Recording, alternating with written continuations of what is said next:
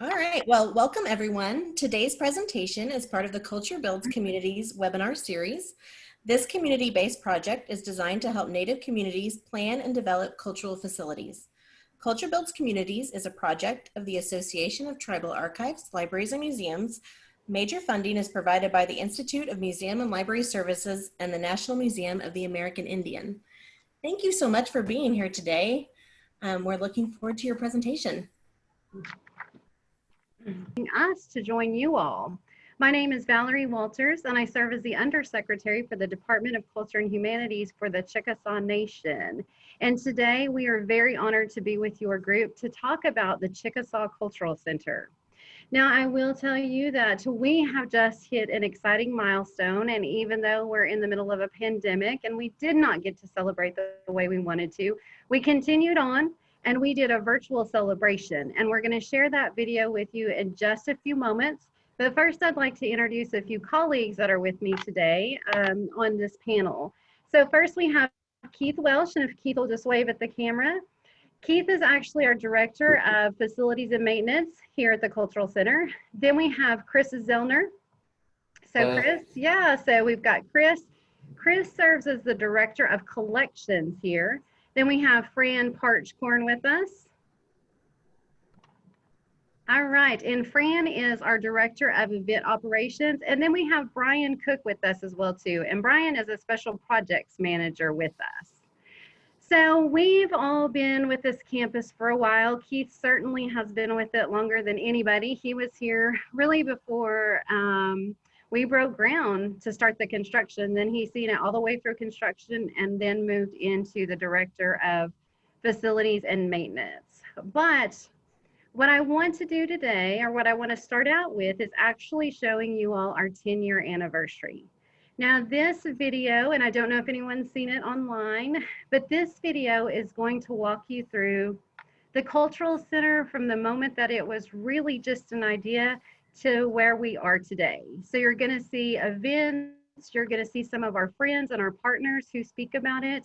You're going to see different directors who talk about the way the Cultural Center was as we were building, the events that we've gone through, the collections that we have, the exhibits that we have had here. So we're hoping that this video, and it was a lot of fun for us to put together, but we are hoping that this video certainly gives you a great overview of the Chickasaw Cultural Center in its 10-year span, and even before that, like I said, just from the moment of when we began thinking about this, when our leadership began thinking about this, what is it that we want to see as a home for our Chickasaw history and culture? So I'm going to stop there, and I'm going to let Brian Cook go ahead and roll the video for us.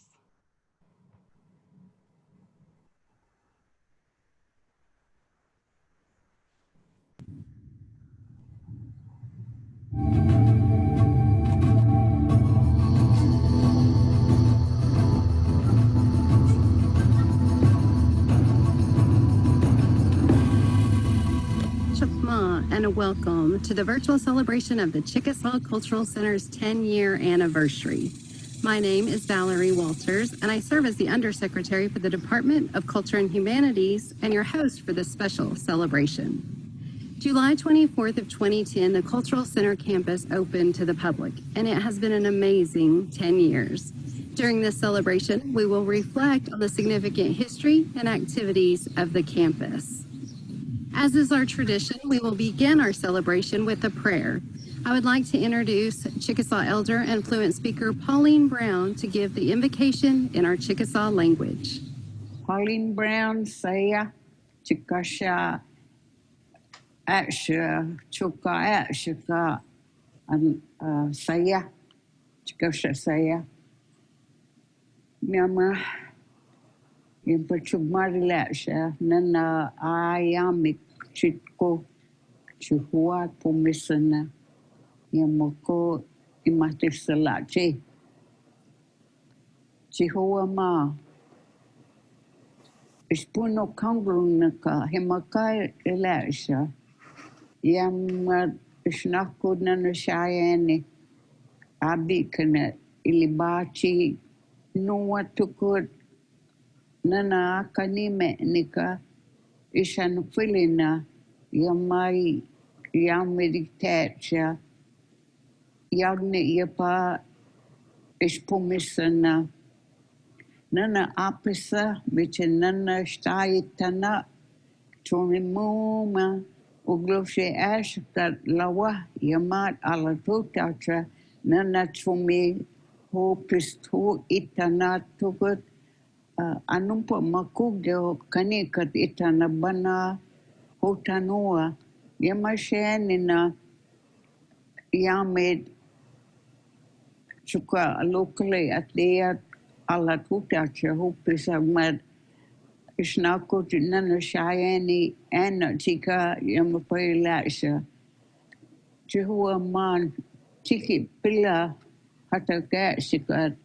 Isnako Chunukito, Mecha Chibanua, Yamunga Abika Chumegia, Kishapi Sanchi, Atana at Shakai Shnaku Chayane, Kayama, Moma Chume, Ar Huluso Huli Tupat, Apo Pisachi Pumanuna, Yama Yami, Yamigmat Himaka. Abika opolo lawat kuchat cha hata kano mekabika chedin pala mekanika dikta kufu ugya isnako tishala litko akani menika ichimat isa ispon kongo chika Jesus ma nanamo mashatali yang met ispubafika sustu chimas isa. Amen. Thank you, Pauline. The Chickasaw Cultural Center started as an idea in the 1960s, and through visionary leaders such as Governor Bill Anatubby and love and dedication to this project by many Chickasaw people, the results are the beautiful campus you see today. We as a Chickasaw people are proud to have a leader who continues to move us forward as a united and thriving tribe. Ladies and gentlemen, it is my honor to introduce the governor of the Chickasaw Nation, Governor Bill Anatubby. Thank you, Valerie. Hello, everyone. We're happy that you could be a part of this momentous occasion as we celebrate our past, present, and future. We are dedicated to revitalizing, preserving, and advancing the story of our Chickasaw history and culture.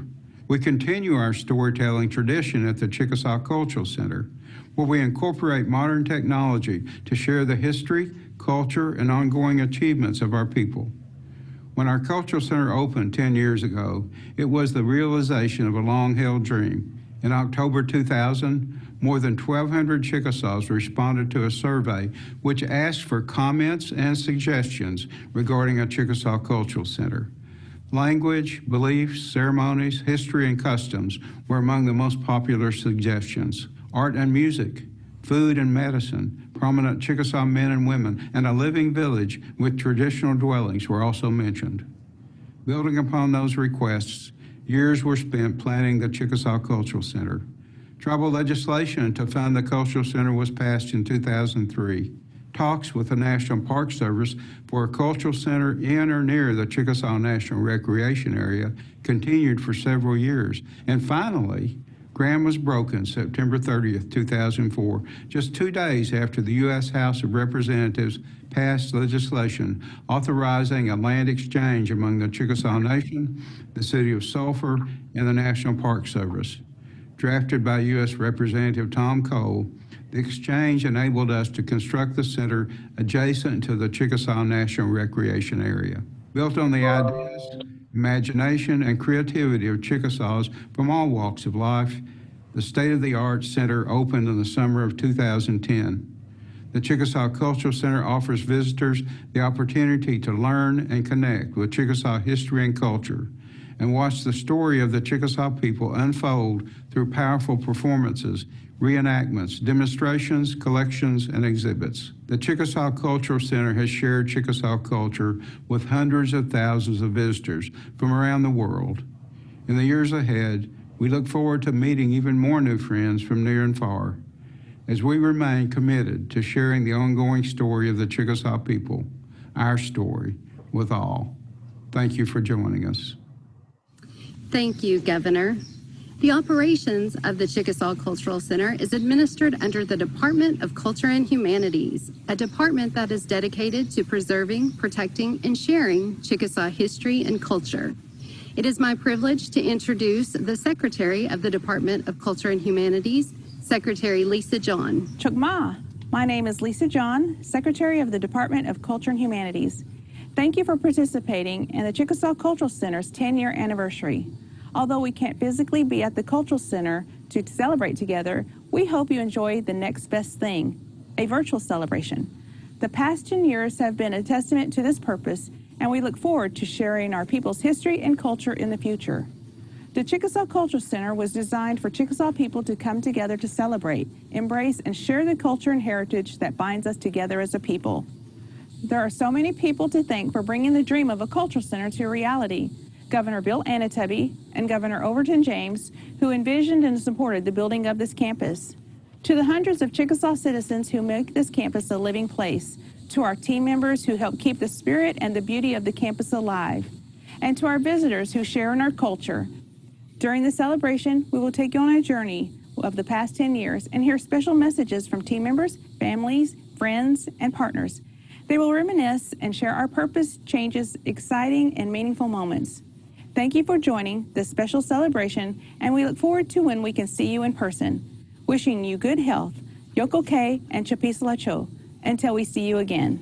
Thank you, Secretary John. Now, let's hear from our team members, families, friends, and partners who will share the importance, progress, and highlights of the past decade. Chokma, and welcome everyone.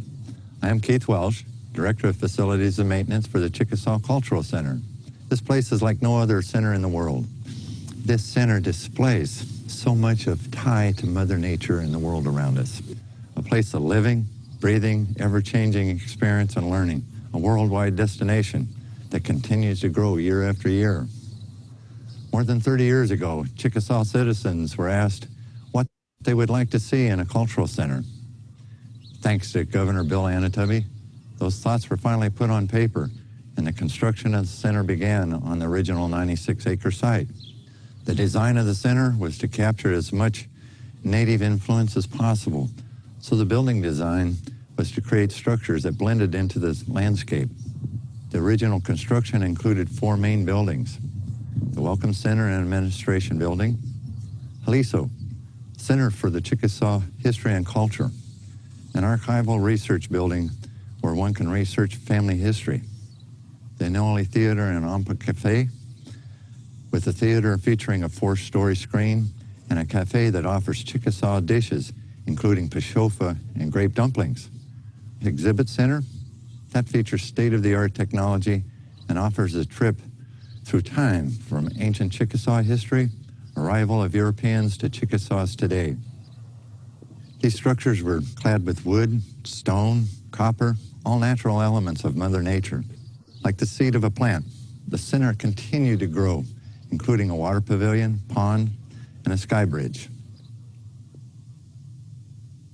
Next, the replicated 1700s traditional village was built with a large council house, 2 winter houses, 2 summer houses, a corn crib, a mound, and a palisade fence. A beautiful honor garden was built of stone and copper and includes a water feature surrounded by native plants and the faces of those inducted into the Chickasaw Hall of Fame. The campus adjoins the Chickasaw National Recreation Area to the east. Working with the Park Service, the Icona Bridge, Icona meaning friend in Chickasaw, was constructed in 2017 to allow visitors to walk from the National Park to the Cultural Center campus and vice versa. We constructed a new building to store, preserve, protect, and teach Chickasaw history and culture. The campus has expanded in size by adding 75 acres to the north of the campus. We constructed a tournament-sized stickball field, complete with stadium lighting, which has already hosted exciting tournaments. There's so many people to thank. Obviously, Governor Anatubby and his insight, the legislators' support, the entire leadership team. But also along the way, I want to thank all the employees for their contribution, their desire to share with the world an incredible center. And I want to invite all visitors to come and share an experience.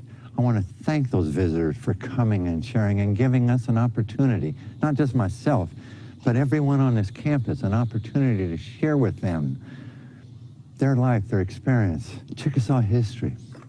I am lucky to have seen the Cultural Center grow from the very first shovel of dirt, and I look forward to watching it continue to grow in the future until we meet again. I'm so glad that our ancestors thought about creating such a place as the Cultural Center for the future generations of Chickasaw people. It is a place where we can create relationships, learn about our genealogy, and it reinforces our cultural identity. And I didn't realize how much it would mean to me 10 years later down the road, and here we are. And if this place wasn't here, I would really be distraught, because this place has become more than just a building, more than just a tourist place, but it is something that means a whole lot more.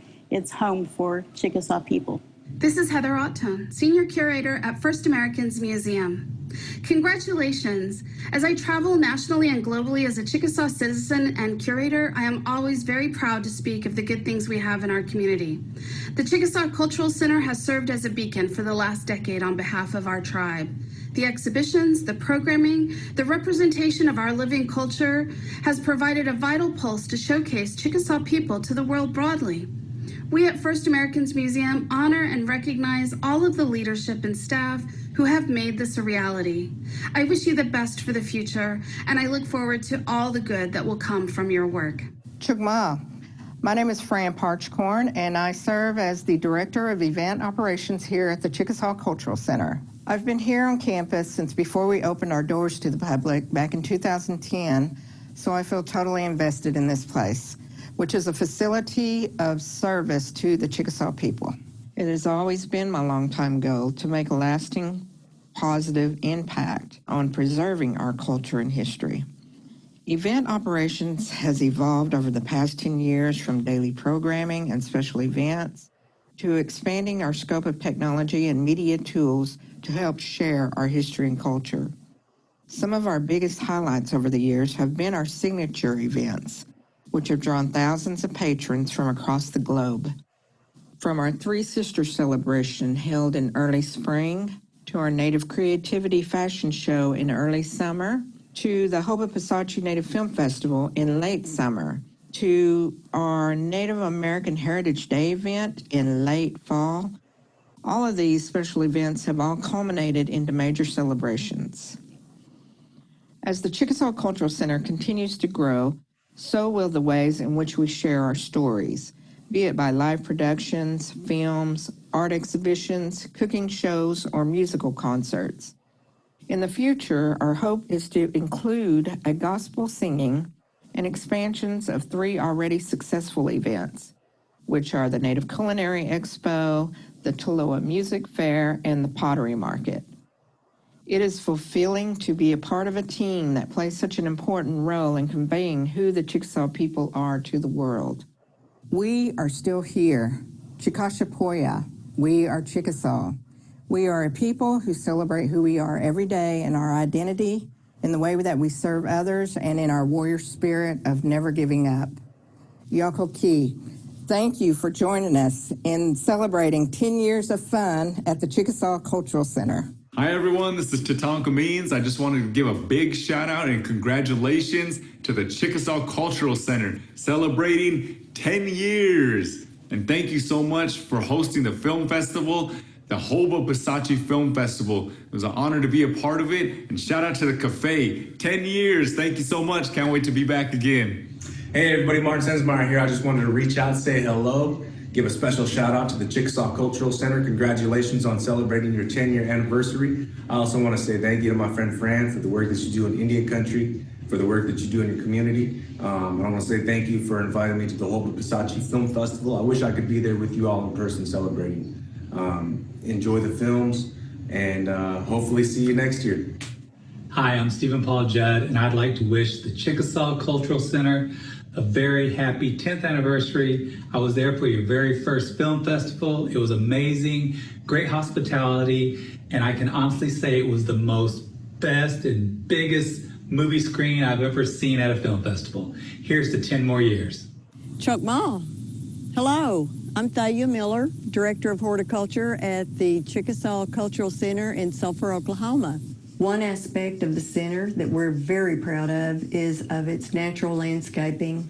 As much as possible, we have incorporated plants that are native to our historic homeland. Thank you to Governor Anatubby for his vision and leadership, enabling us to follow this dream of planting traditional plant material on the Cultural Center campus.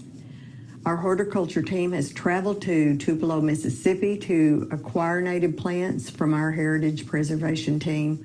We brought these plants back to Oklahoma and replanted them throughout the campus. A major feature of the Chickasaw Cultural Center is mound gardening, or Three Sisters gardening as we prefer to call it.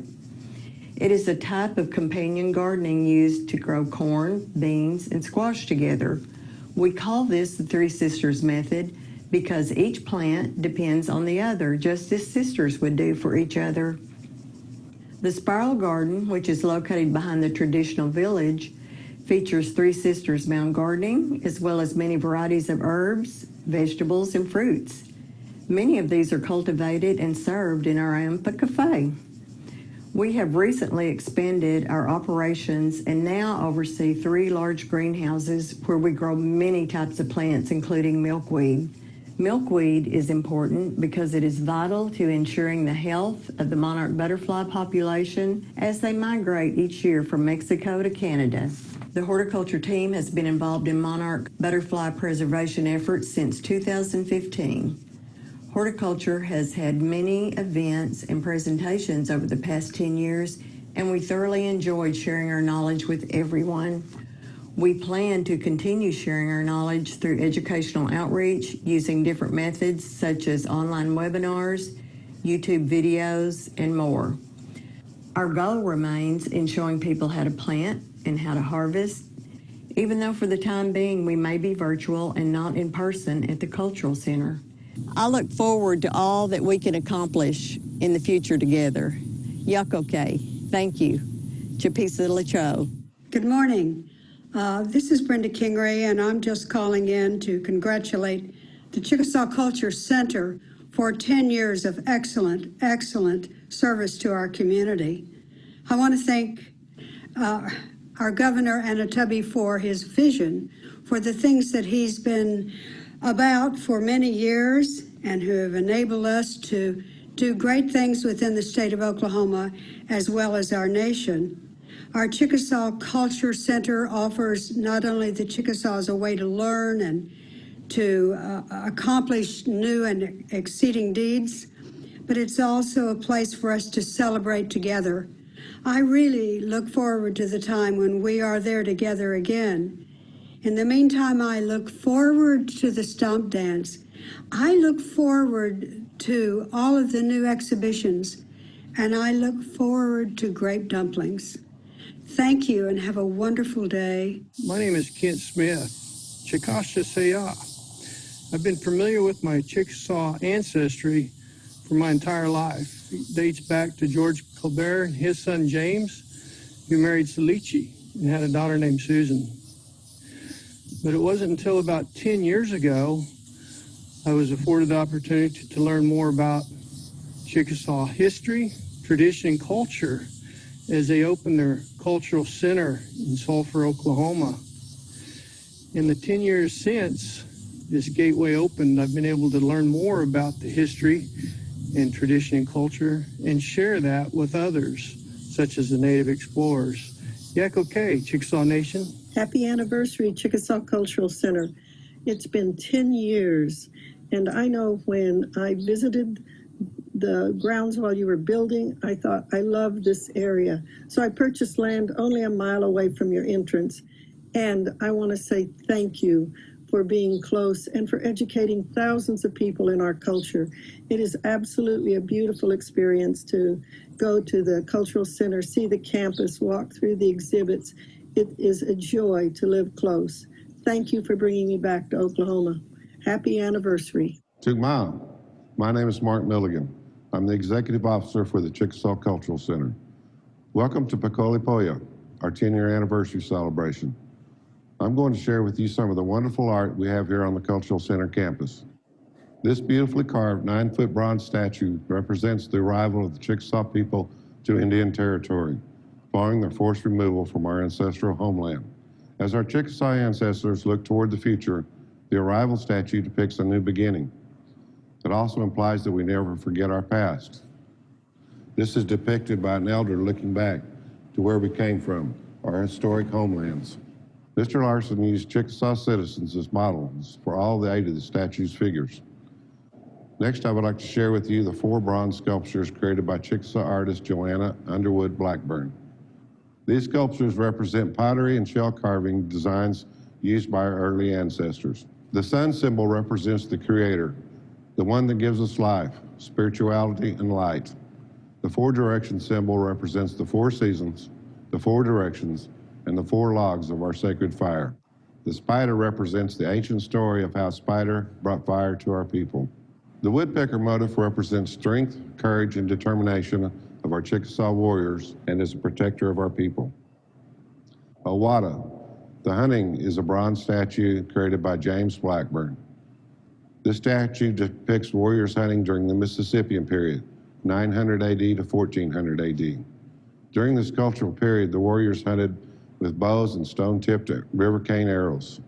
From their buckskin leggings to their pucker-toe moccasins, to the shell gorgets and forelock hairstyles, James went into great detail to depict the traditional clothing and adornments these warriors would have worn during that period.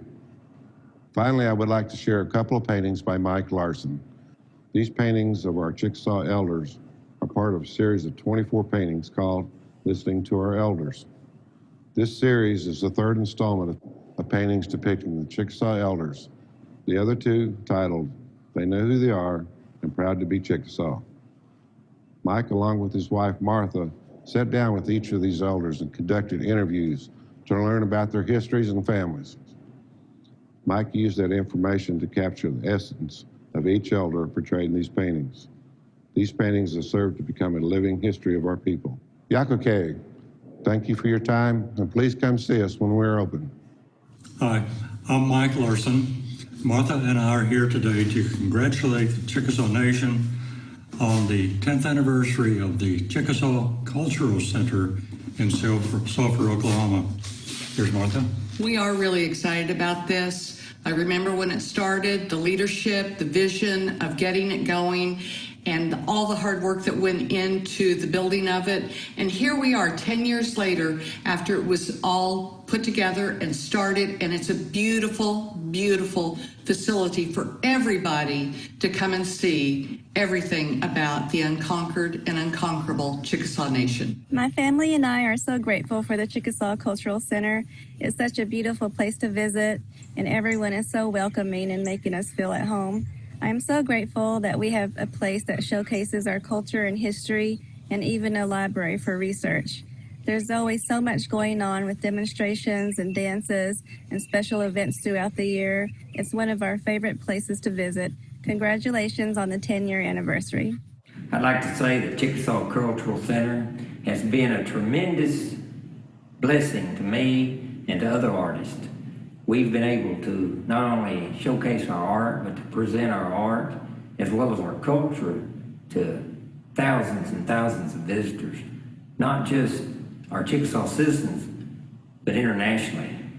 This is a crown jewel for the Chickasaw Nation. I'm so happy to have seen it from the conception up until the present time in our history.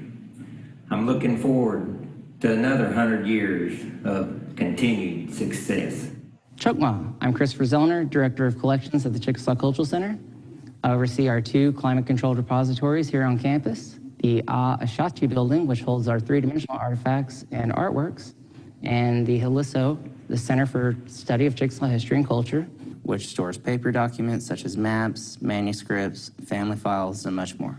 The Hiliso and now the Ashachi building are devoted to maintaining and preserving all aspects of Chickasaw history and culture. These state-of-the-art repositories help us preserve and protect the Chickasaw collection, which consists of cultural objects, artwork, documents related to tribal history, paintings, letters, photographs, and so much more.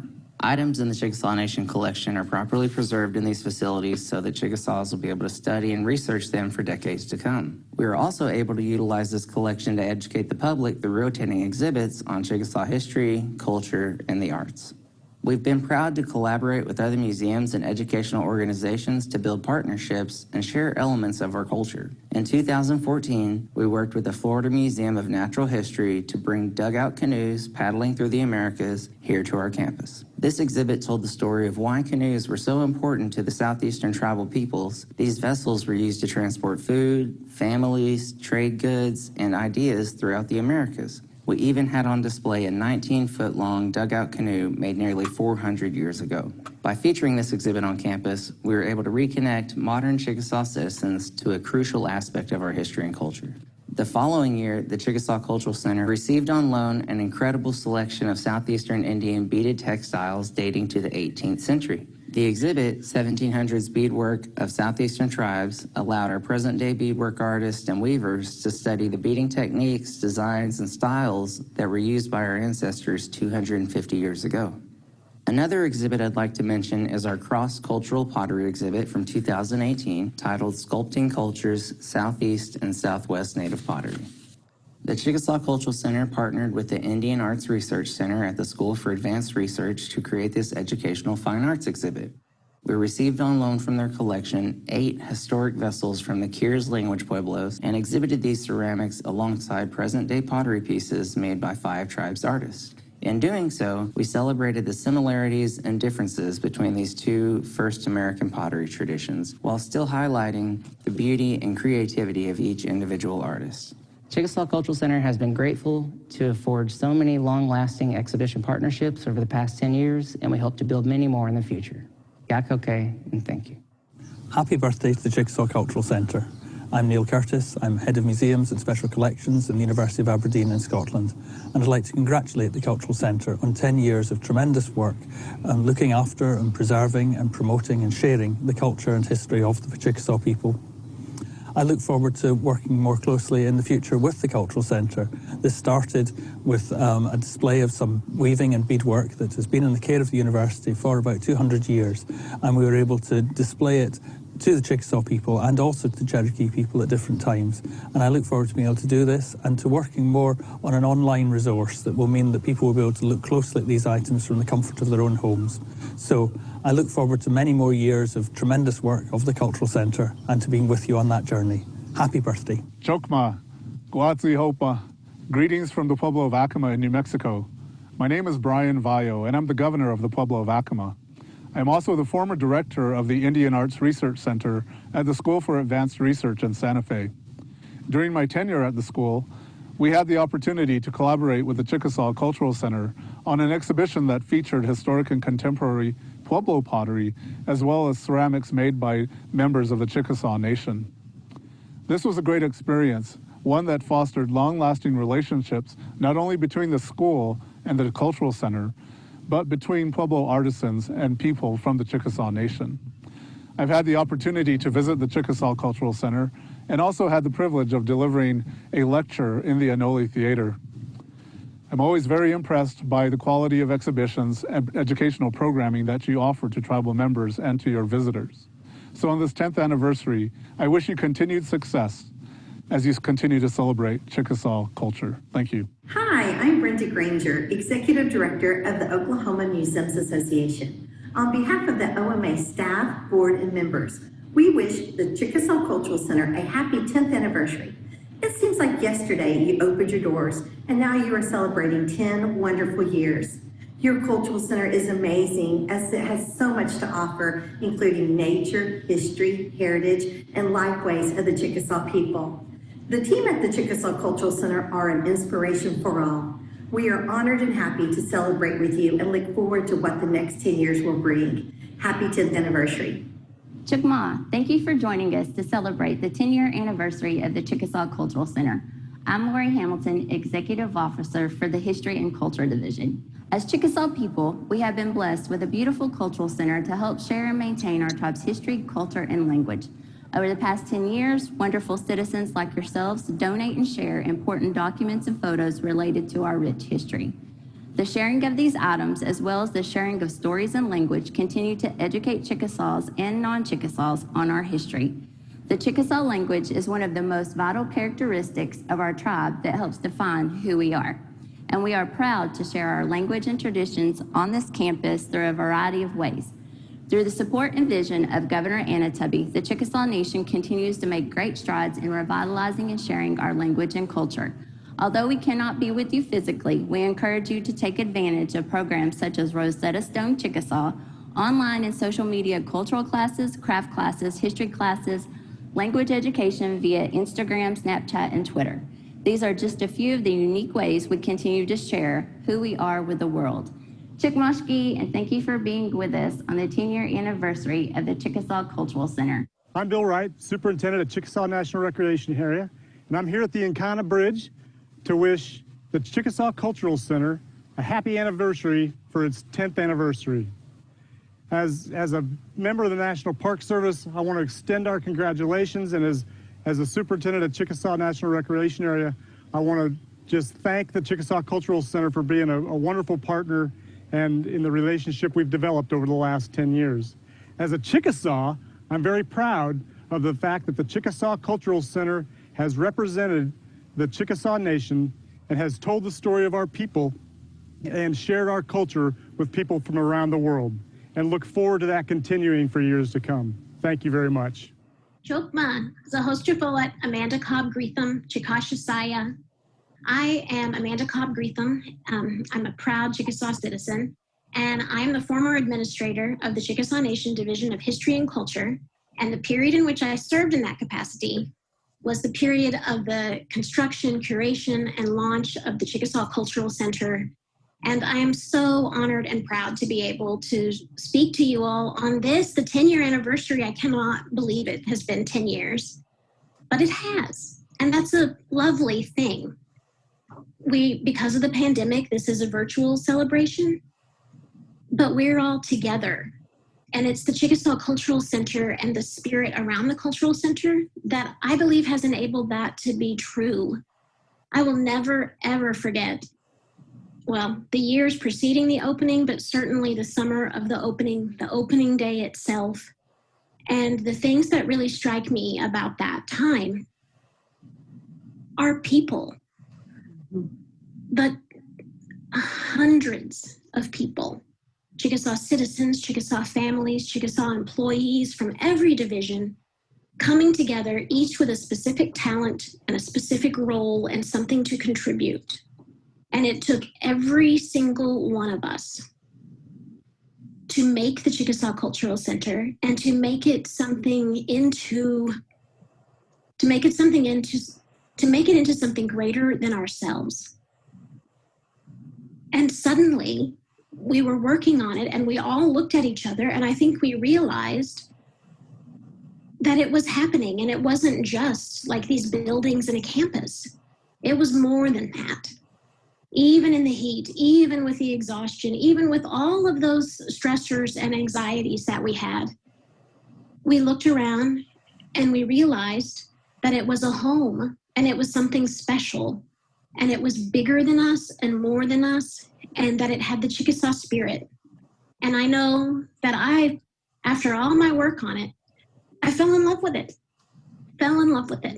And so many people, I believe, did too at that time. And, I have never fallen out of love with the Chickasaw Cultural Center. It's not just, we call it a cultural center, but sometimes I think we have to pause and think what that really means. And it means that we created a place that is the center of our living Chickasaw culture, that is a center for our living and active and oh so dynamic Chickasaw people to be. So what does that mean that this celebration is virtual? It means that place is not just a place in the ground. It's a place that's bigger, and it's a place that lives in our hearts, and it's a place that joins and binds all of us. It's the spirit of the Chickasaw Cultural Center.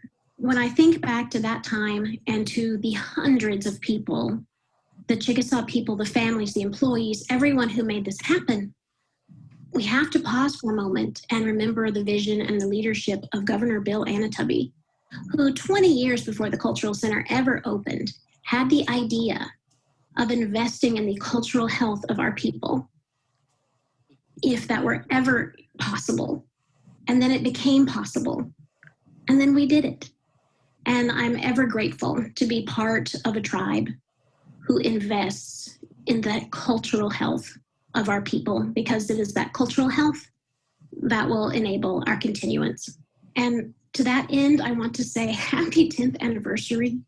I cannot wait for the 20th anniversary and to the 30th, and to look on ahead decades from now and think about all of the people that we're connected to from our past, all of the people that we're connected to from our future, and to keep that place in my heart and in the hearts of others, that the Chickasaw Cultural Center is good and special and something beautiful for all of us and for all Chickasaw people. So Chukmashki, Yakoke, happy anniversary, Chikasha Poya. Chugma, my name is Eddie Postoke, Director of Cultural Resources. I have been at the Cultural Center since the day it opened its door on July 24, 2010. I remember a warm and comfortable feeling with people smiling and laughing and having a good time. One part of the Cultural Center I am going to briefly talk about is the Chickasaw and Chunka Traditional Village. The village is a unique place for Chickasaw citizens and visitors to learn about Chickasaw history and culture. It brings a unity for all people around the world to come together for the enjoyment of learning Chickasaw history. Demonstration provides a special aspect of the Cultural Center. We demonstrate stickball, beading, finger weaving, social, and stomp dancing, cooking traditional foods, hide tanning, archery, canoe making, weapons, and much more. Visitors can interact with the instructors, asking questions and learning more about our traditions. Cultural Resources provide craft lessons for all ages to allow guests to make something and take it home with them. We have provided over 2,000 classes since we have opened. If Chickasaw people continue to share their knowledge of cultural arts by passing it to other generations, it will ensure that our traditions are kept forever. It is exciting that we have been able to share our history and culture on the CCC campus for the past 10 years. Our culture is thriving and doing well today. We as Chickasaws are blessed to have a state-of-the-art facility like the Chickasaw Cultural Center to share with the world. We hope that you can come in the future and have a great time and enjoy yourself here. Chugmashki. We hope you have enjoyed this virtual celebration, and from all of us at the Chickasaw Cultural Center, we thank you for your support and the memories you have given us over the past 10 years, and we look forward to the future. Yakoke and Chapisa Lecho, until we see you again.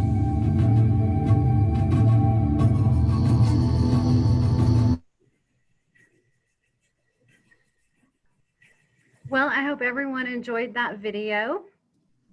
So I do want to say a special thanks to, of course, the team that worked on this. There has been hundreds and hundreds of people who worked on this cultural center who make it possible each and every day.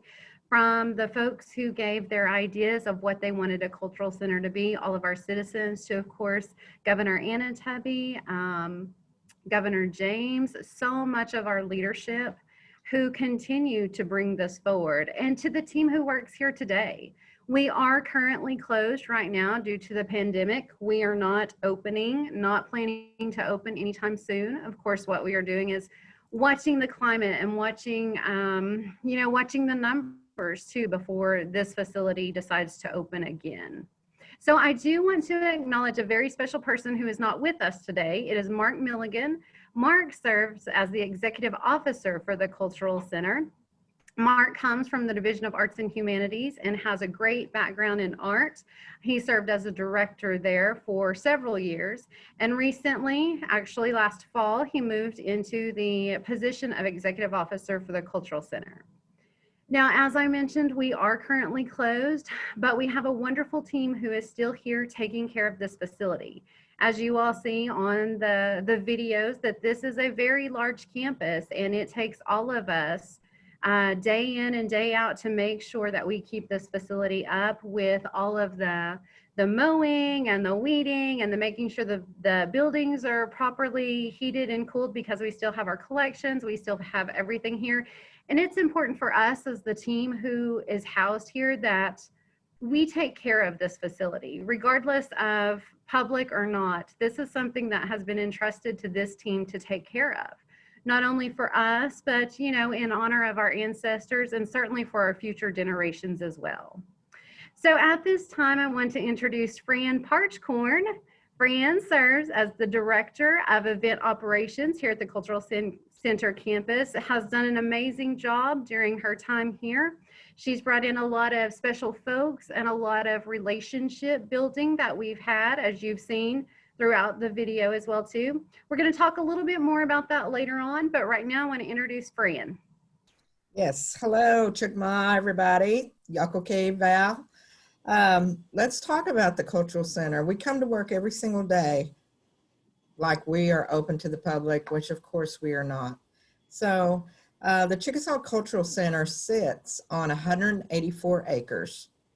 And of that, the campus building, it includes more than 118,000 square feet of indoor space.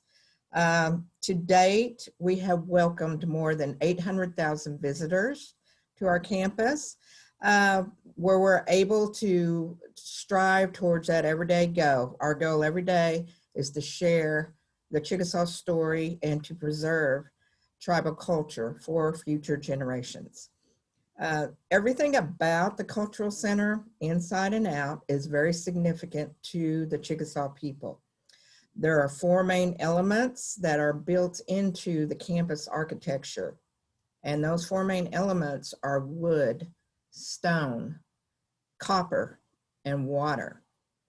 Our logo, the Chickasaw Cultural Center logo, draws from 3 Indian symbols from the Southeastern culture. And those include the wind, the sun, and the all-seeing eye. Now the wind is depicted in our spiral design, and that depicts life's journey from birth all the way to the afterlife. The sacred eye, it represents a Babanili, or the creator, or God. And then the sun is an ancient symbol that signifies rebirth or renewal. And it also represents the heavenly realm. So our exhibits in our exhibit center are a timeline of Chickasaw history, from the ancient mound building societies to present day. So that's just the gist of the campus right there.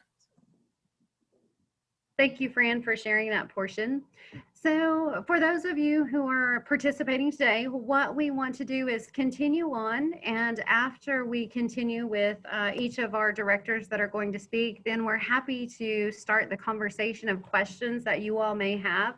I think some of this information that we're going to share, and including the video that we showed, is probably going to answer a lot of things that maybe you all have had in your mind to ask.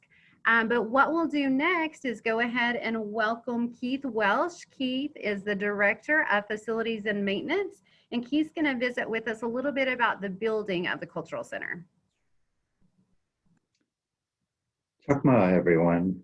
I know we all enjoyed our little presentation of our virtual tour for our 10-year anniversary. So you got a little bit of feeling as far as the progression of construction concepts and so forth through it. But I could just share a few of some of the construction facts of what went into the actual building of the main campus. These figures are on that original startup of this project. We've obviously grown from this level on, but to give you some concept of the enormity of what it took to put the facility like this together. On this site, we've got more than 300 miles of reinforcing steel, weighing more than 1 million pounds was used during the construction of this center. Campus facilities include enough copper wiring to stretch from here in Sulphur, Oklahoma to Tupelo, Mississippi and back again. There are approximately some 10,000 lighting fixtures on campus and nearly 60 miles of audio-visual cabling. So we look at the internet and there's just a tremendous amount of equipment and supplies to do this kind of a facility. Construction required over 14,000 cubic yards of concrete. If you think about it, that's more than enough to build 200 average 3-bedroom homes. That's just an incredible amount of concrete on site, and we've added to that. Foundations. This is a total of 432-foot diameter piers that were buried 70 feet into the ground to help anchor these structures, and they're embedded 5 feet into bedrock. We want to make certain this place is here for generations to come, and this was what we found necessary in order to really support the type of structures we are dealing with here on this site. The mid-1700s traditionally modeled council house timbers. In our theater prior to entering the Spirit Force in our exhibit building, they were prepared by a Florida-based ThemeWorks Inc. Incorporated. In their portfolio, they worked on projects for Universal Studios and SeaWorld. Campus landscaping throughout this campus features trees and plants that are indigenous to Oklahoma, as well as our traditional homeland of the North American Southeast. I hope that gives you, again, a little better feeling as far as the enormity of this campus and then what we have been very fortunate to and blessed to be able to do. And also additional features that we have to offer our patrons as far as entertainment and tourism. We have a theater that features, as we said in the video, a 2,400 square foot screen, and that's equal to a 4-story building. That's how tall the screen is. And we were able to seat 350 people in there. And we offer large format films or other types of entertainment in HD and digital surround sound. We also have a cafe that has a menu, features a menu of a wide array of food items, but we're proud to showcase the traditional foods of the Chickasaw people, which are pashofa and grape dumplings. We also have fry bread and some killer Indian tacos as well. So, and we also offer contemporary foods, such as appetizers and soups and salads and burgers. And down below, we make our way down below on our campus. We have a traditional village called the Chickasaw and Choka Traditional Village. It's a mid-1700s replica village that includes a council house, a summer house, a winter house, a corn crib to store our food, a stickball field, a stomp dance area, traditional shade arbors, spiral gardens, and all of this is encased inside a palisade wall.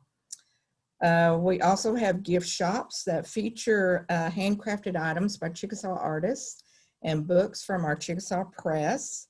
And we have souvenirs like stuffed animals and t-shirts and hats and such. And we also feature some great chocolates that's made by Chickasaw Nation-owned chocolate factory called Bedre Chocolates. You may have heard of them. They're awesome.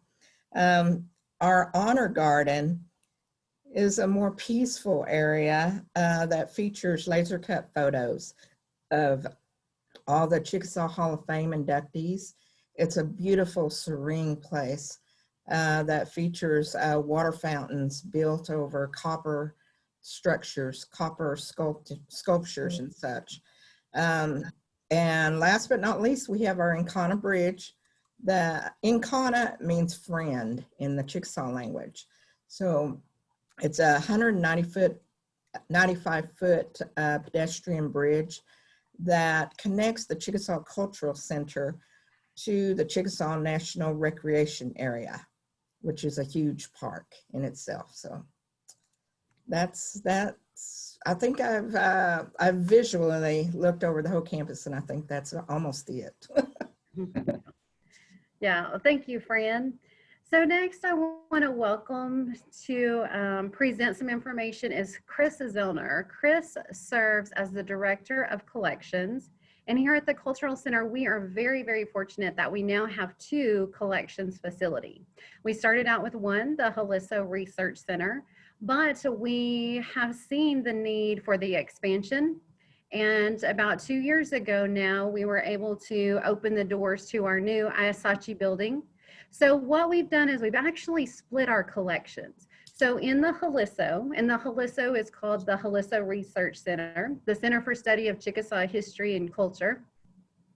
But what we've done is we've actually split those. So the Halisso now houses all of the archival documents. So all of our photos and our historical documents, our genealogy, we have a genealogy team, that's housed at the Halisso. Because we built this new facility, and of course we took a lot of care in building this facility, temperature controlled, humidity controlled, we were able to move our artifacts, our art collection to that building.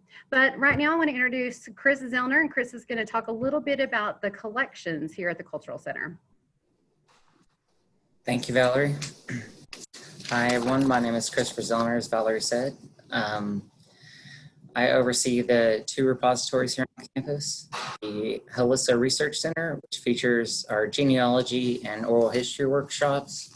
And we also have a lot of educational spotlights, digitization events, lecture series, conference and roundtables, and book signings. And as Valerie said, the most recent addition to our campus is the 22,000 square foot Sachi building.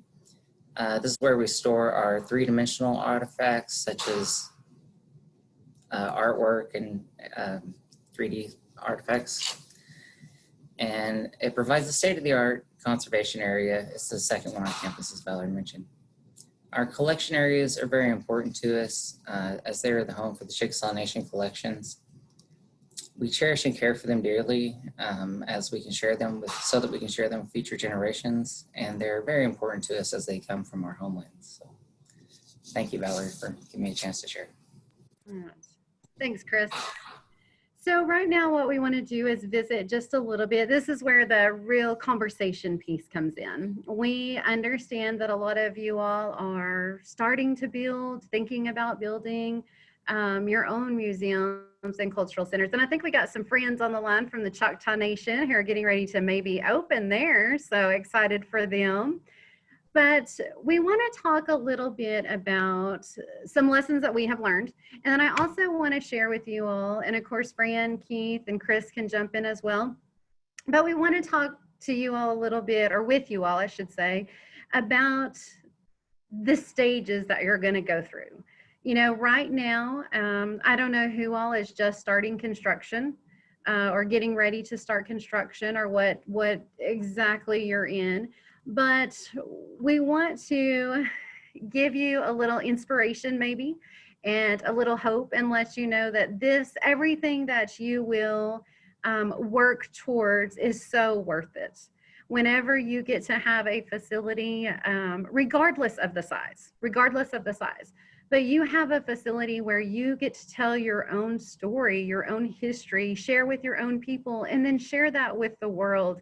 It is absolutely amazing. It is something that no one else can do for you. Y'all know for many, many years, other people were telling our stories for us, so to speak. And that's not where we are today, I don't think, as Native folks. We are all there. We are building our own cultural centers. We are telling our own stories firsthand. So we're so excited for everyone who is out there, who is building these facilities, who is even thinking about building a facility. Because it is an amazing place to be able to share your own history and culture. We will say, I think that, you know, the construction part, although is very interesting and it can be very creative as you get to build your exhibits or be creative in that section, sometimes that can get a little stressful, right? We all know how construction goes when it doesn't seem to want to work out exactly how we planned, and that's just part of it.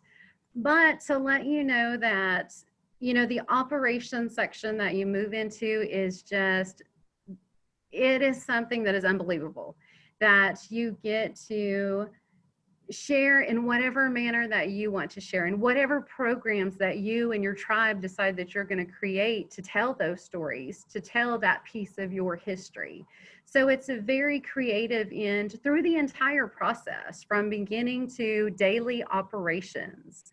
Now, we have been very fortunate that we've worked with some great people along the way. We have worked with amazing folks from all different areas, from, you know, filmmakers to music folks to other museum folks all around the world. We've been fortunate. And we will share one thing that we have learned, and that is building relationships with people is such an important part of this process, because that allows you to not only collaborate, but then continue the collaboration for as long as you wish. We found that if you're able to be creative with someone, if you're able to find maybe some little something that's a common interest, you can build anything from that. You can build an exhibit that would have never probably made sense, or you thought it would have made sense, but it's something that you can truly do and enjoy doing. And of course, you all saw our gentleman from Scotland who is on there, good friend of ours now. He's remained a good friend for us for years. And I think in the future, I hope that he will bring that exhibit to the Choctaw Nation maybe as well too, because it's a Southeastern exhibit is really what it is. So of course, we're looking forward to that and sharing those relationships too. But I will tell you an interesting one that we had that was kind of like, well, how is this Chickasaw, right? So there was a beautiful exhibit, really fun. I don't know if anyone saw the exhibit Build that was in Arizona at the Herd Museum one time. So we happened to be at a conference, and actually I think it was an ATOM conference that we was at. And I saw them present on this and I thought, oh wow, that is just so cool, right? It just looks really fun. So I talked to the folks a little bit after the conference, and then later on, I gave them a call and said, hey, can you tell me about this exhibit? So I was able to fly out there and go look at the exhibit. And this whole time I'm thinking, okay, this is really cool. I think everyone will really like it, but how do I make this Chickasaw? How do we make Chickasaw? So we got the team together. And we ended up, it was probably a year or so later, we ended up actually getting part of that exhibit here at the Cultural Center, because it had split. Part of it had went to Greeley, Colorado, I believe, and part of it was in storage. So we got pieces from Greeley, we got pieces from the Herd, put it together, and what we ended up doing was creating our logo out of Legos, and it's a huge logo that we did. We ended up putting Chickasaw language with everything. We ended up building some pieces out of, you know, that replicated Chickasaw, like a village, a Chickasaw village. So I think that's one of the lessons or the information that I want to share, I should say, is that just looking at something and building a relationship with someone, you can create an amazing exhibit out of something that just sparks a little bit of interest, and tell it in your way. Share your language, share your story within that. So I want to also go ahead and welcome Fran back. Fran she does a lot of work with events, and we have events throughout the year. And I will tell you that on some of our event days, we've had as many as 2,500 people here in one day for event, even more than that. And that's really because of what we share whenever we share an event. Yes, it may be Easter. Yes, it may be Christmas. It may be a fall festival. But what we do is we take it and we add Chickasaw elements to it. So people not only come and, you know, are entertained, if you will, but they're also learning about our history and our culture throughout the day. Now, of course, This is pre-COVID that we've done, and we will get back to that. But we've had a great deal of success with our events. And I'll let Fran share just a little bit with you all about some of maybe her favorite events that she's had. Well, yes, like Val said, we strive to make all the events our own here. And so anyway, right now, I can tell you what I'm working on right now is a virtual film festival. The annual Horticulture Native Film Festival is going to be held during Native American Month, which is November, that first weekend. I'm sure there's going to be all kinds of virtual programming going on, but guess who's going to open up our festival? Daniel Glenn. It's going to be one of your tribesmen, Christian Takes Gun Parish, aka Superman. So tell me if I say this right. Abzaligay. Correct me, please. It's Abzaliga. Abzaliga. Okay. Abzaliga. Okay. I have to introduce him now in the right and correct way, but he will be the one opening up. There will be many different tribes represented in this year's film festival, but we are still able to showcase Chickasaw filmmakers as well. So this is how we make it our own. It's in the titles, our language. We use our language throughout the festival. In our text and in our talking points and such. And we are promoting that Native story that belongs to all of us, that we are promoting that in a virtual way through mass media tools to be able to tell our story the way that we need it told. That's the main mission of the Horticulture Native Film Festival. And even though, sure, we would love to have a film festival that features all Chickasaws, but that's just not possible. So there's not that many filmmakers around, but there are some good, great Native filmmakers out there that work hard every day trying to tell our story on through this, and we'll be using Zoom as well in our interviews. So the film festival is just one of many that we have the opportunity to do. We don't know what the next year brings. Hopefully we can get back to normal. We just don't know that yet. So even if we don't, we've got to keep our stories out there in the forefront. We will keep the cultural center out there in the forefront. So as I know, you all will keep your tribes out there in the forefront as well. So and we're here to help. We're here to learn from you as well on your stories and your ideas and such. Thank you, Fran. So now I guess let's have a little bit of a conversation. I know this might get a little interesting with Zoom, but is there anything that the group wants to share with us, maybe ask us? I don't know that we'll know the answer, but it's certainly something that we can help with, or, we may know some friends or colleagues who have went through a situation, or who may be good to talk to as well too. So if we want to at this time, then we can go ahead and kind of open up the dialogue.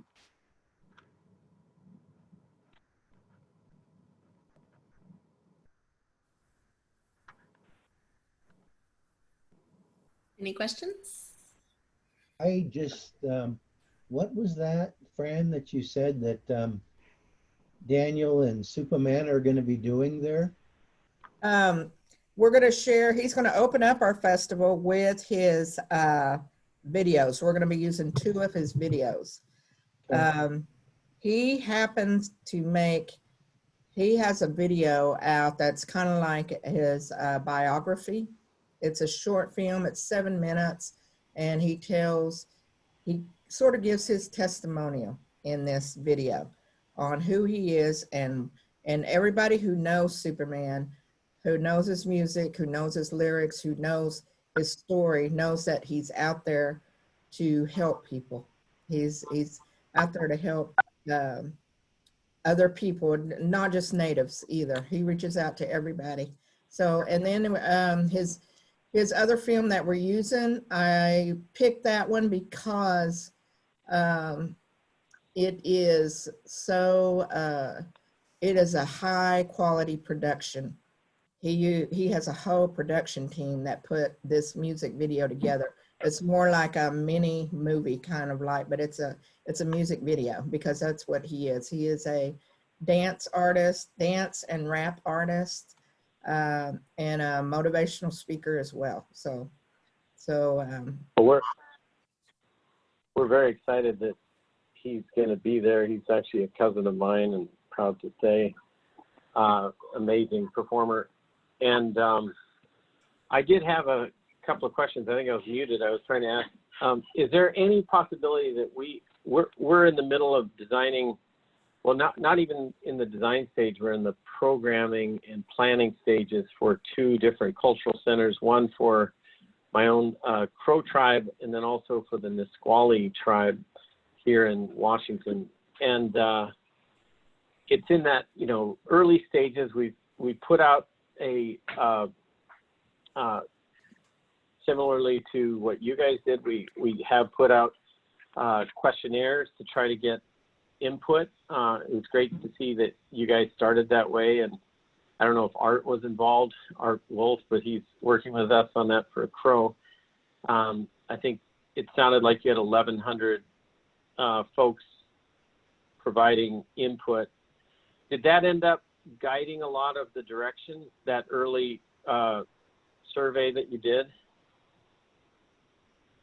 Yeah, the survey that we did. Now, there was a lot of things, a lot of steps, if you will, that went into that as well, too. So the survey certainly did. As Governor mentions on the video, it was a survey that asked people what it is that they would want to see. What is the important parts of our culture that we want to share? Along with surveys, I know, and this was actually before me. I was not involved in the meetings themselves, but I understand that there was also a lot of community meetings held with our citizens to just have conversations about this and what is it that we want to see in a cultural center.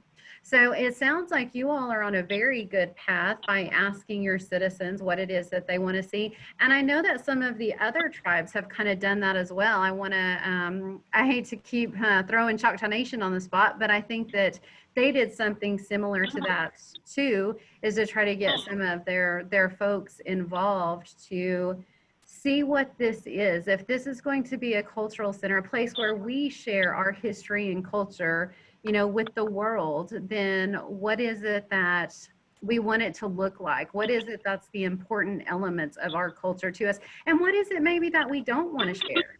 As you all know, there's some stuff that is private that, some tribes do not want to share certain things, certain ceremonial things, maybe artifacts, different things like that.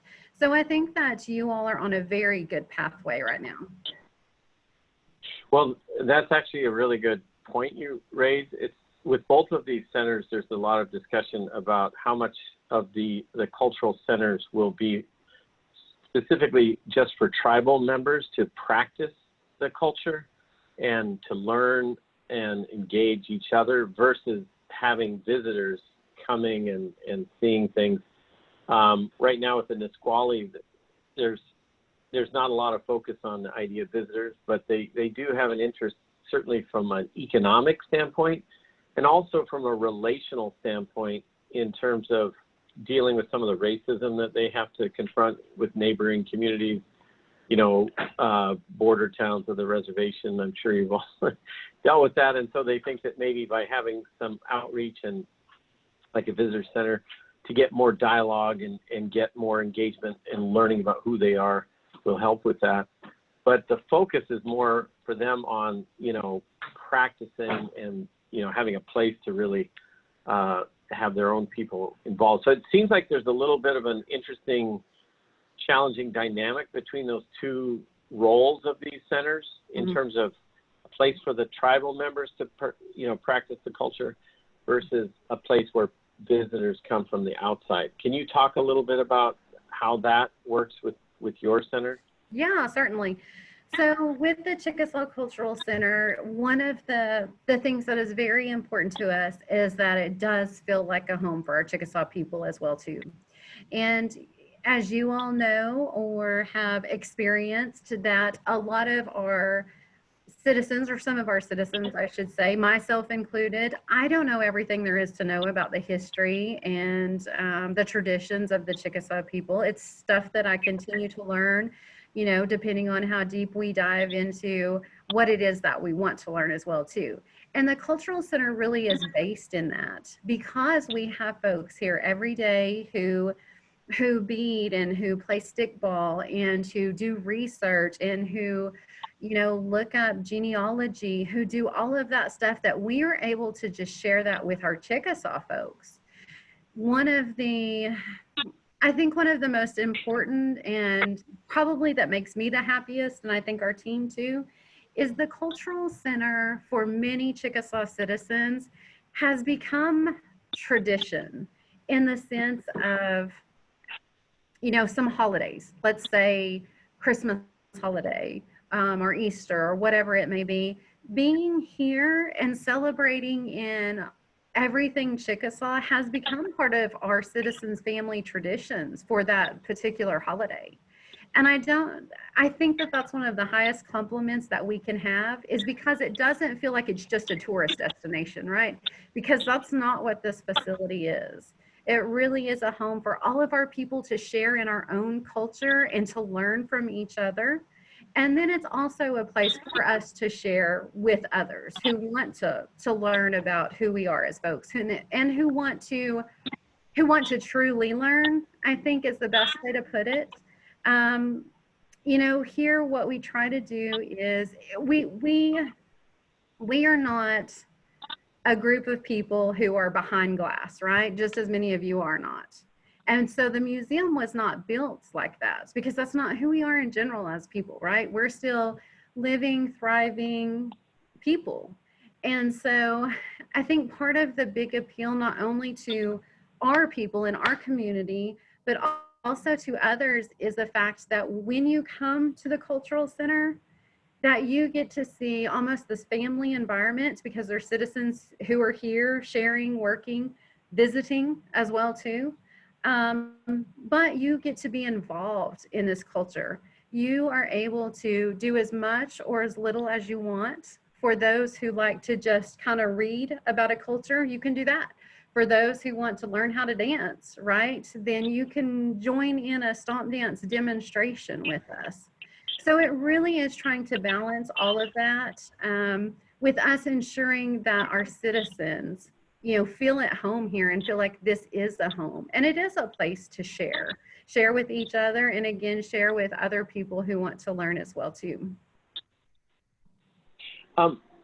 One question that's come up already is the place of traditional religious ceremonies. And these tribes, our tribes have, you know, have multiple different faiths within the place. And so there's been a little bit of a challenge in terms of, you know, opening up our, like on our Crow Cultural Center, Little Bighorn College, opening that up to, you know, any faith or, you know, is it just Crow traditional cultural practices? And so then, you know, I'm just wondering, do people practice religious ceremonies at the center, and where is that done? And how do you sort of determine what's allowed there or not allowed? Well, I will say that we practice, we sort of practice overall, what am I trying to say here? We don't allow specific people to come in and say host a, you know, a church Sunday or something like that. But however, as a cultural center, what we do, and as a nation, is, for example, we have Day of Prayer, right? And you guys may as well too, or you may join in that. For the past few years, of course, not this year, but for the past few years, it's here at the Cultural Center. And it's where several different preachers come in and they give small little ceremonies, if you will. And a lot of the folks from the nation and the public come and join that as well too. And it really is a beautiful day. It's, like I said, it's called the Day of Prayer, and that happens here. That's more of an overarching nation day that we celebrate, if you will. So, but as far as allowing someone to come in and specifically preach and bring their congregation, if you will, to the Cultural Center campus and hold that, that has not happened here. We have not done that one. And Fran, if you want to. But what about traditional ceremonies? Like, for example, we have the sun dance, we have our tobacco society, you know, we have sweat lodge. Are those things that happen, that kind of thing, or would that happen at the cultural center? Is there a place for that? That's correct. There is another place for that. For example, I mentioned that you could come here and you can dance. Well, what we do is we do a stomp dance demonstration every day. But our traditional stomp dance grounds are not here. They're actually located at a place, at a different place for us. Yeah. But the way that we are able to share our culture is each day we do demonstrations of that. So we're able to show people some of that, but it's not our traditional stomp dance. That happens at a place called Cullahoma for us. Can I answer something too as well? Can I chime in on this? Sure. And I'm reading some chat. We've got questions that need to be answered. But as far as about the traditional stuff and about the, we had to resolve, me personally, it was my dad's wish, my father's wish, that me and my daughter both work at the cultural center to be able to share and to be able to teach in a right and respectful way our culture and history. So doing that, you've got to resolve to the fact that you are going to be sharing this with the world. There are still a lot of tribes out there that do not share everything with the whole world, you know. So we are a museum, we are a public museum, we are a public cultural center, but as far as there's a drawing that line to where, like, as something as sacred as the Sundance ceremonies, or something as sacred as prayers and stuff like that to be done as ceremonies, it's not something that we practice in the public here, okay? So, but you got, working here, you have to have that mindset, and in your heart, you want to teach the world, to have the whole world understand us a little bit better, to make sure everybody understands us better, and to have the knowledge of who we are, you know, as a people. So, but there is a line that's drawn there as far as what you're talking about. And as far as, there's a couple of questions by Colleen. I don't know if you're still with us, Colleen, over here, but as far as the architecture, making it specifically Chickasaw, it's like Val said, they did do surveys a long time ago. My parents were part of that survey. I know I have relatives that were part of that survey. They were based on what they knew, what they grew up with. Some of them knew stories of the removal, of coming from our homeland in Mississippi in the South. They remembered things. They were told things when they were little, and they remembered these things. All of these elements, like how our structures were, where they were even located. You know, there's a reason why all our sidewalks here at the Cultural Center, if you're ever able to come here, nothing is a straight way to somewhere.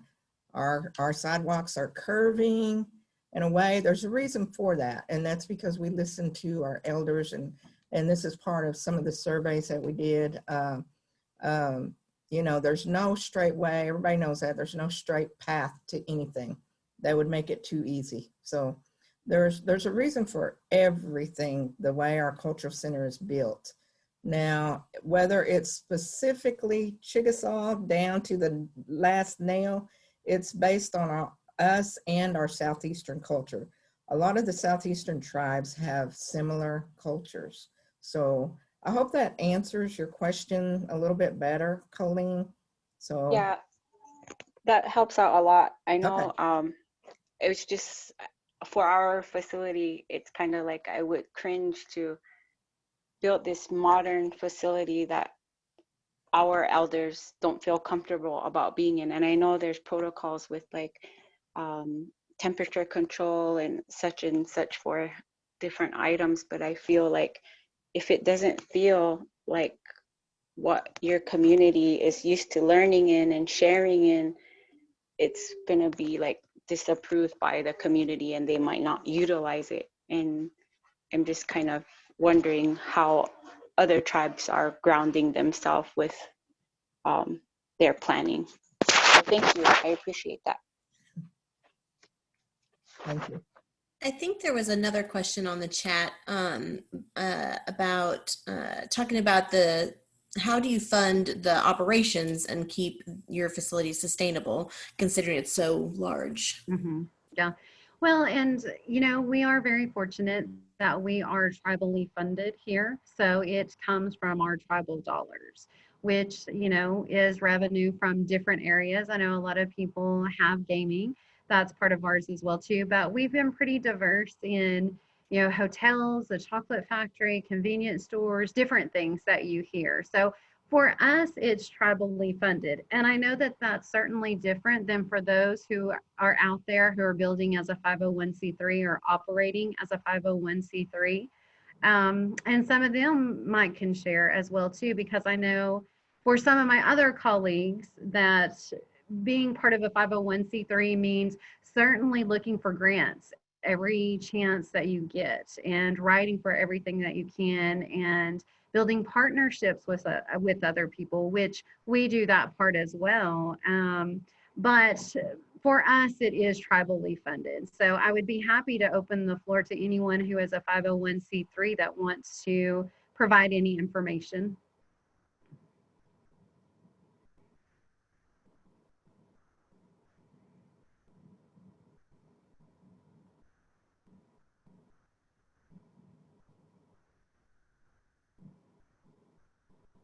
No?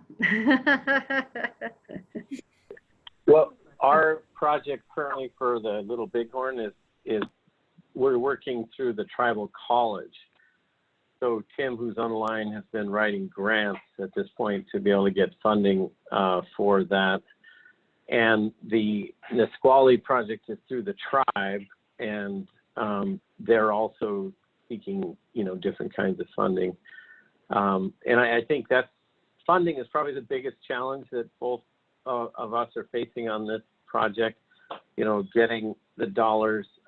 You're right that we've designed things like the Skokomish Community Center that was fully tribally funded, and it's always easier and more straightforward when we just have tribal dollars to work with. But you know, our tribe, the Crow tribe, is struggling financially right now, so there's not a lot of dollars there. The college has sort of its own funding, and it's primarily through various grants and support like that.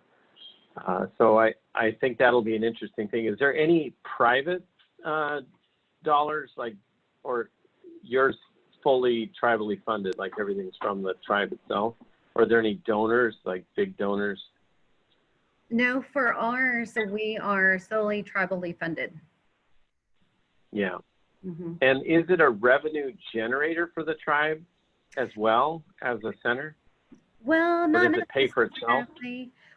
Well, I will tell you that for our facility, it's really seen as a service to the community. So it's not set up to be a revenue generator. It's really set up because, again, it's, you know, for our community, for our citizens as well too, or for them first and foremost, I should say, to come and learn more about their history and culture and to share in it as well too. So for us, the Cultural Center is really seen as a service for folks.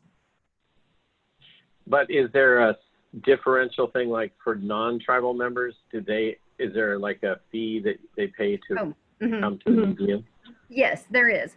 So here on our campus, we do have the museum portion that we had mentioned. There is a fee for the exhibit hall. Now, what we've done is, of course, Chickasaws are free, and then anyone 12 and under is free. And then we have your standard discounts, veterans, other natives, students, we have those.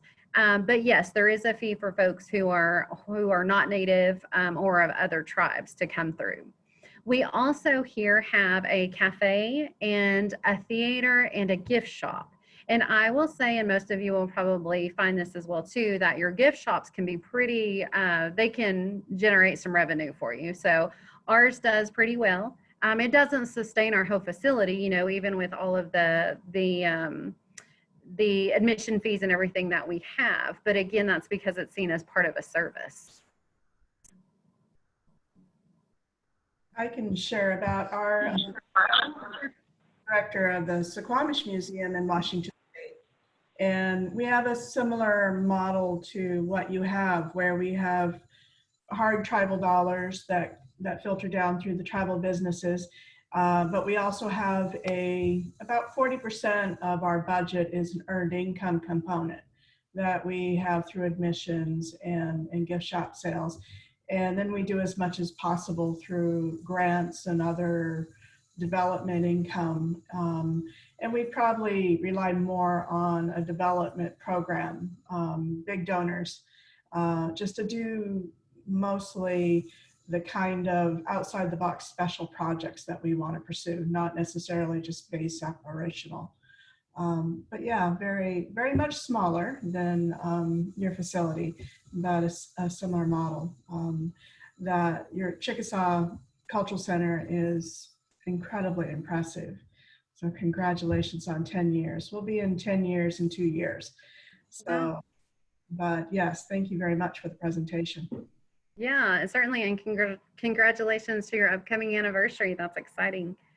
I will share with you all, and some of you may be involved, y'all may work with, you may already know this, but as you're looking specifically for programming, once you get into this phase of your operation, I will let you know that you probably want to look at some folks like your humanities, your state humanities groups, and your the National Endowment for Humanities, the National Endowment for Arts, the state arts groups that you have, and of course your museum associations within the state that you're located in as well too. There are a lot of great grant opportunities available through some of those organizations. Now, I believe a lot of them are based on programming, you know, programming efforts that you make. But that's always somewhere that you can look and see if you can write for a grant and receive some funding for some of those, for some of the activities and the programming that you plan to have.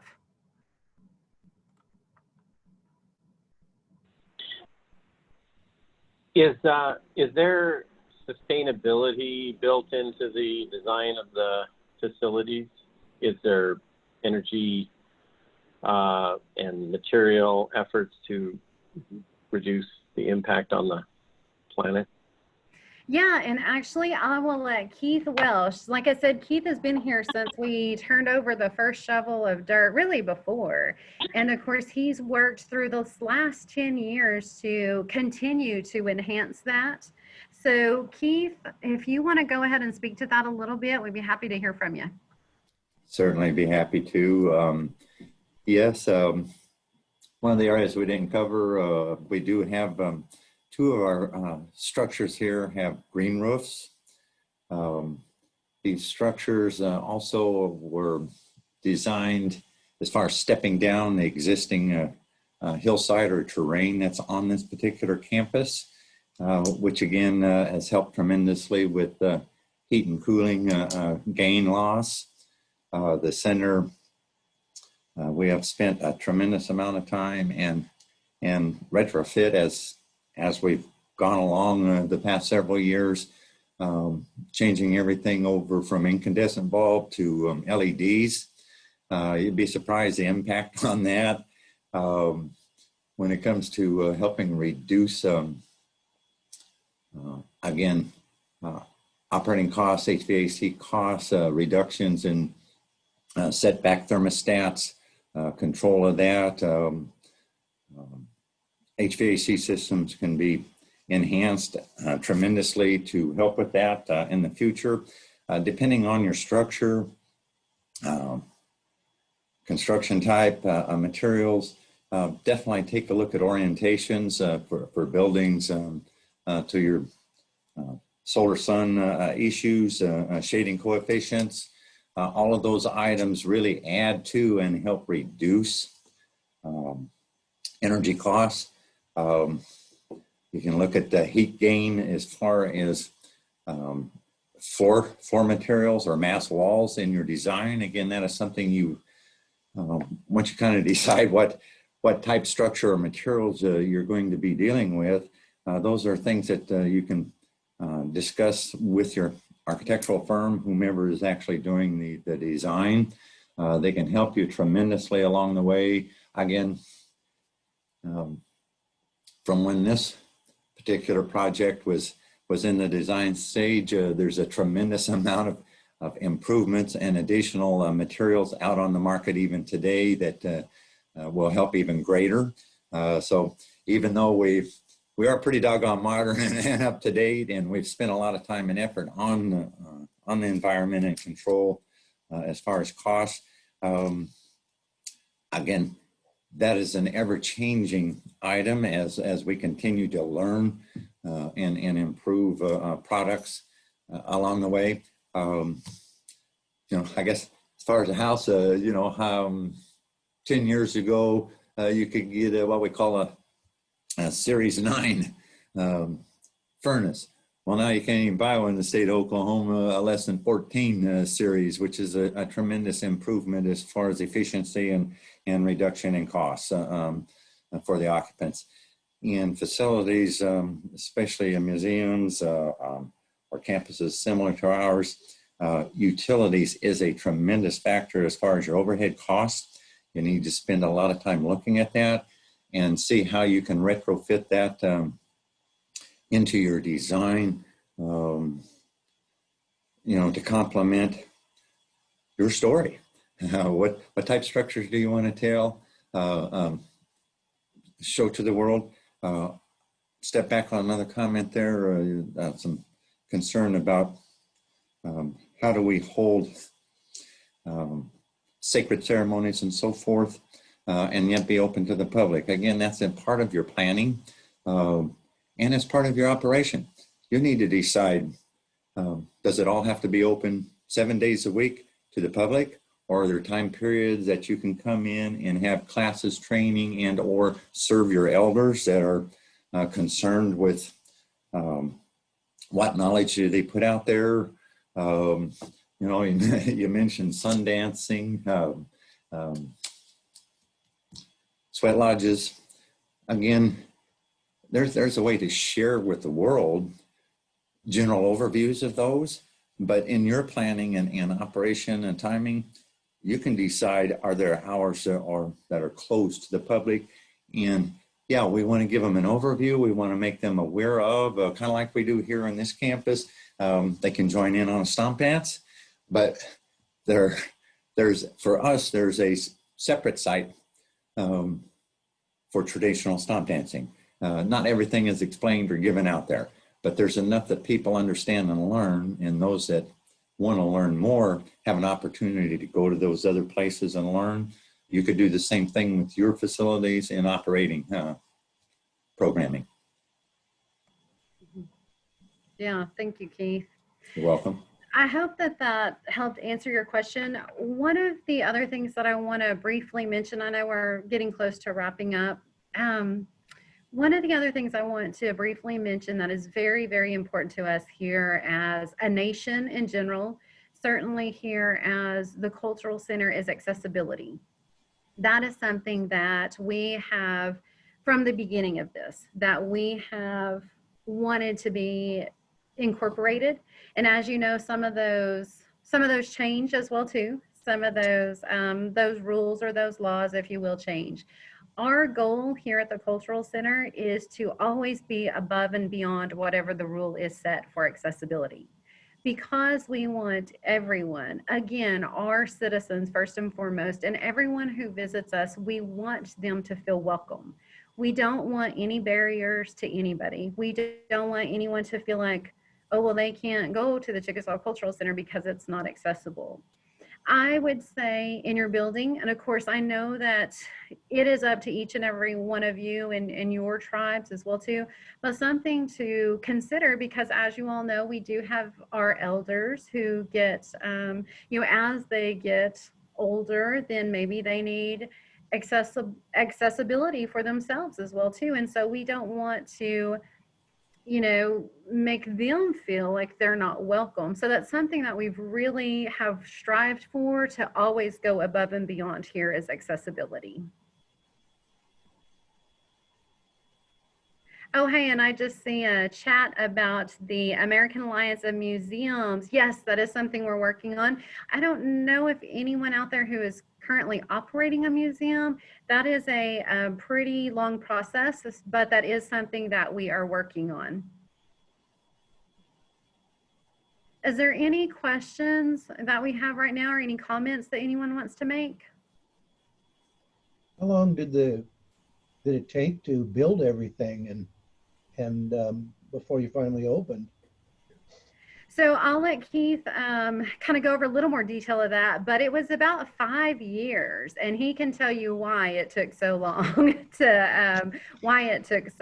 It is definitely a unique structure. So Keith? Certainly. As Valerie had mentioned earlier in our discussions, no matter what you get into in planning and construction, there's always unforeseen issues, pitfalls, things that you hope that you've looked at all of those before you ever started. There's not always a perfect construction schedule that works based on Mother Nature, lots of outlying issues. This particular site, again, with its intricacy,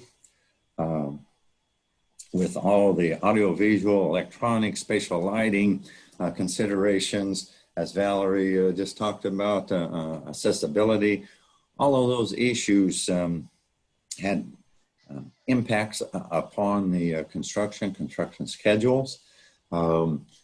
Also, as a for instance, just getting the exhibit programming and exhibits put together, that was a 3-year process in itself of getting all the information, the data, the design work in place. Once construction started, there was even that during that time period, there were changes and input put in from elders and other people. This particular site, it also had some construction issues, as I mentioned, the depth of the piers in order to support these type structures. Those, doing due diligence. There was a geotech survey done, which at that time showed that we would have an average of 35 feet in depth.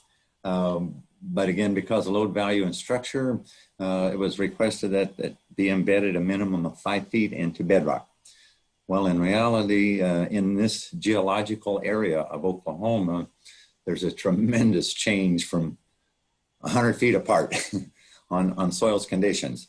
In reality, once construction started on this, instead of being 35 feet, we would get close to that during boring operation, and it punched through. We could not maintain the 5-foot embedment on that rock. So just right from the get-go, we are now drilling 430 piers, 70 foot deep as an average. During time periods, specialty materials, manufacturing and stuff, waiting for those to come on board. So there was a multiple number of issues that would impact schedule as far as timing, and were we willing to wait to work through that, or as we came through an issue, it was much better to step back, take the time, work out the issues. We ran into some subsurface water issues that also affected design and construction, which became additional, obviously, cost factors and extension of time. So again, all of those are factors in the reality of construction that you really need to plan for. Contingency funds, you're saying funding and costs of a development, no matter what you do, and when you keep growing larger and larger sites like this one, like I say, originally it was a 96 acre site with a tremendous campus layout. You need to look at contingency funds because guaranteed you are going to run into some things you had not planned on. And you may also get some additional feedback from your people, your councils, your overview committees that may decide they want to change something in there that they didn't realize what was going on. So good planning up before you ever start, make sure everybody's happy will help reduce that time. But like I say, there's no campus like this one in the world. It's a one of a kind as far as site. And it's proposed, how do we say what we want, become part of Mother Nature? We could have come in like a lot of facilities, come in, doze the top of this hillside off, put in a flat pad, a simple spread footing and start building. But we have structural issues, we have structural steel, we've got stone, we've got wood, we've got pre-manufactured timber, we have copper products. All of those things are not a normal postage stamp type construction. So all of those along the way has affected the construction time that we would like to have had. But again, the most important part is a completion date is not necessarily the only thing you want to look at. Am I getting what we want to present to the world? And are we getting the best product for our dollar spent? And make certain we're not missing something along the way. So yes, you do want to push on a construction schedule. That's all definite. But don't lose sight of the end goal, and that is it a good project. Very good. How much money went into building all of this over the 5 years and such? Well, our approximate amount is 40 million that we spent on our facility. So, and you've got to kind of realize we started this years and years ago, right? So for someone to building it today, starting today and building it's probably going to be more if they were building it at this level. Or I should say the scale, really. So, all right. Well, I know that we've got just a few more minutes, about 10 more minutes. One of the things that we want to leave you all with is, first of all, we are very, very honored to be a part of this top 10 museum model. It is amazing, and we are so grateful that you all have chosen us to be a part of this. We want to let you all know that we're excited for you. And I mentioned that in our chat. We are so excited for anyone who is building, getting ready to build, think about building, getting ready to open, whatever that may mean. We are certainly here as a group, as colleagues, as an organization to help you in any way that we can. We have learned some lessons along the way. But we want you to know that even though sometimes it may be a little stressful, especially as you go through the construction phase, that it's all worth it. And just as Keith mentioned as well too, there's going to be unscheduled things that happen. The weather's not always going to cooperate, right? So, which means the concrete can't get laid on the day it was supposed to. But if you all will just work through that, when you come out the other end, when you get to operate your facility and you get to share this facility, and your people are so proud of the facility that is open to them first and foremost, a place where they can come together and they can, share who they are as a people, and then who they can share what they wish with the world. It is an amazing feeling, and it's an amazing place to be, and it's something that your tribe can be very, very proud of. So, Melissa, if there's not any other questions, again, we certainly say thank you for allowing us to be a part of this. I think Melissa has all of our contact information. So if anyone has any questions, certainly feel free to reach out to Melissa or us. Of course, it's just our names at chickasaw.net. So mine is like valerie.walters@chickasaw.net. Keith's the same, Fran and Chris as well. All right. Well, thank you so much, Valerie, and everyone for being here today, for sharing your time. I learned so much. And I know that this will be helpful for even people beyond this webinar, since it has been recorded. So if you need to share this webinar with other members of your committee, I will make sure to post it on our website. And if there's no other questions, then I will see everyone next week. Thank you all, and good luck with everything that you are working on. All right. Thank you very much, Valerie. Have a great day. Y'all too. Thank you. Thanks, everybody. Nice to see the cohort.